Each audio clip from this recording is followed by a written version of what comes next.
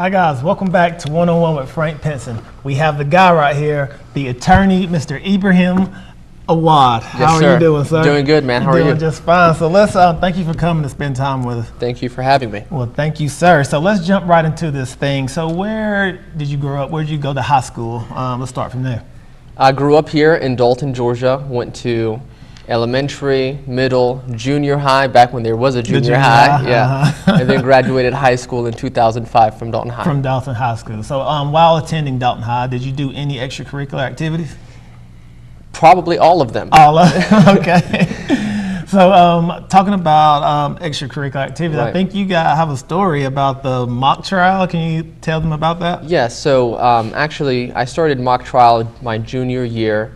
It was actually just as a bonus extra credit activity from one of my professors, Mr. Russell, who taught modern history. And he said, hey, if you do mock trial, I'll give you extra credit, and I had to do it. You had to do it, okay. So really that was the thing that propelled me to get into my career as an attorney. But senior year mock trial, in the competition, we actually were able to dethrone Northwest High School, who had won the mock trial championship in our region for 13 straight years. 13 straight years. So yeah, you guys dethroned them. We did. Oh man, that's big right there. So so I know doing mock trial and beating those Bruins. I know you graduated probably at the top of your class. Can you say what you did after graduation and where you went?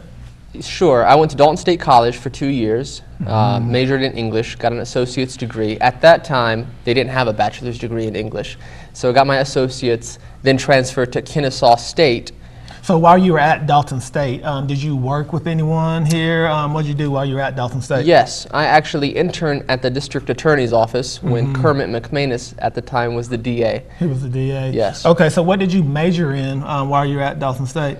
I majored in English and minored in Spanish. Really, they don't consider it a minor, but took a lot of Spanish classes. A lot of Spanish classes as well. So I know you say after graduating from Dalton State College, you say you attended Kennesaw State. Can you talk about the atmosphere change from Dalton State College to Kennesaw State? Can you tell about how that is? That's a big difference. It's a much more populated university, bigger classrooms. I would say one would really need to pay attention to their time management, because here, small city, you don't really have that much to do.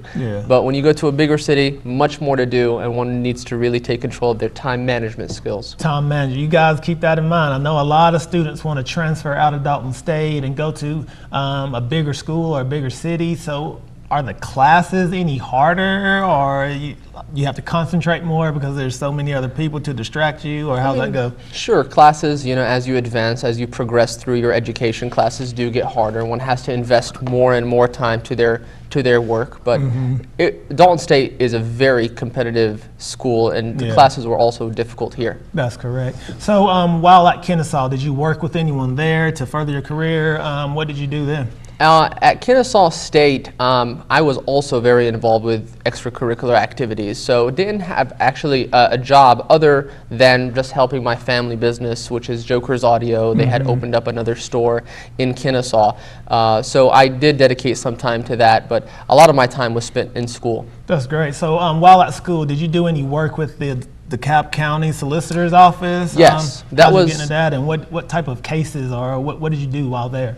So that was when I was in law school. So after Kennesaw State, I entered Georgia State College of Law back in 2009, and while there, I did have 2 externships at the DeKalb County Solicitor General's Office, where they prosecute misdemeanor crimes, and that ranges from traffic tickets, from simple speeding tickets, to certain types of vehicular homicides, which I actually had to work on one. Do you remember your first actual case that you had to work, or that you actually sat in on? Can you tell the students how it went from being a student to actually dealing with real life issues? Well, it was real life. You know, it was actually a person on the other side who was accused of, I think it was a simple traffic ticket. And you learn very quickly that this is no longer just an academic exercise. This is really going to affect this other person that's standing on the other side. So you learn pretty quick that you need to pay attention and be on top of your game. Yeah, so good. So after graduating, that's right, graduating from Kennesaw State, you took the bar exam, or you took the test to become an attorney? I don't know the Yes, correct.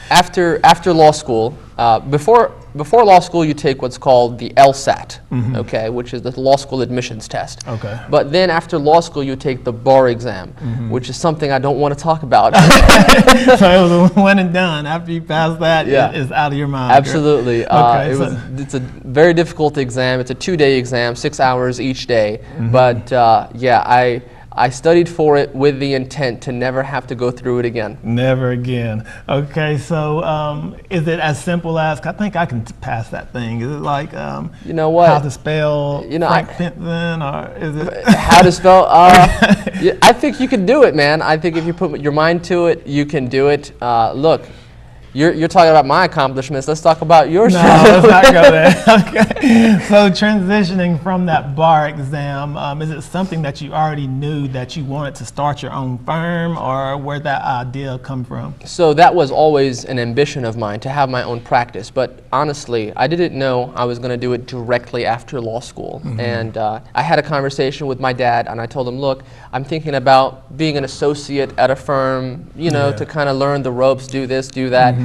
And he finally told me, what, are you scared? I said, yeah, I'm terrified, you know. And he said, don't be. Yeah. And just like that. And that's when I opened up my practice. So you got thrown into the fire. So That's it. Being a lawyer or an attorney, it's continuous learning, because That's right. it's always something new, correct? Yes. So I guess getting thrown into that fire, like your dad just told you to go, I wouldn't say, would you recommend the youth to do that? Or, I mean, is it just different strokes for different folks? What would you say for that? Well, it's definitely different strokes for different folks, Okay. absolutely. However, you can't do it alone. You know, you have to rely on other people. And, you know, I like, you know, to say it in ways that other people have said it. The only reason I've gotten to this height was at first, you know, beginning, it's by the grace of God. But secondly, it's because I've been standing on the shoulders of giants. That's you know, right, yeah. Not only parents and relatives, but friends, other attorneys here in the Dalton area that I have to rely upon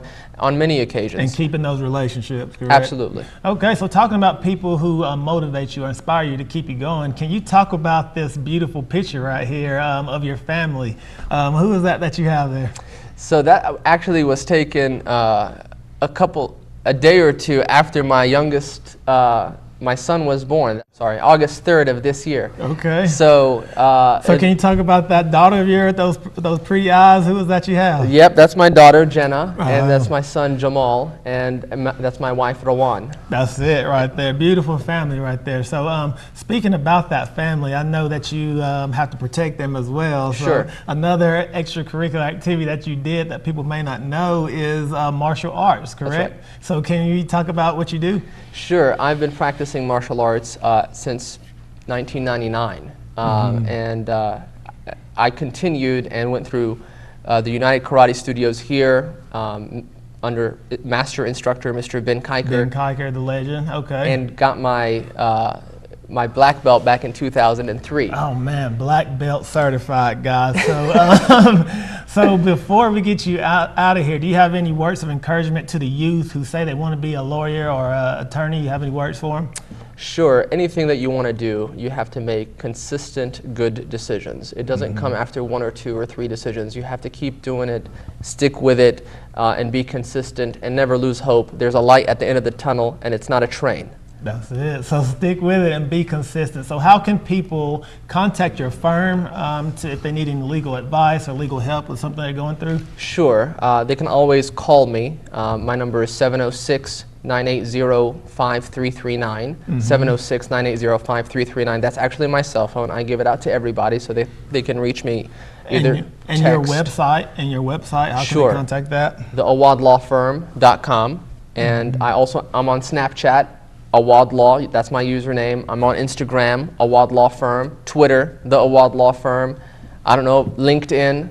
So that's it. And give them that number one more time to contact you. Sure, 706-980-5339. That's it, guys. A great guy doing great works in the community out of Atlanta. He's here, still doing work here. So be sure to follow this guy and let's support him and his business, okay? So please don't go anywhere. We'll be right back after this quick commercial break.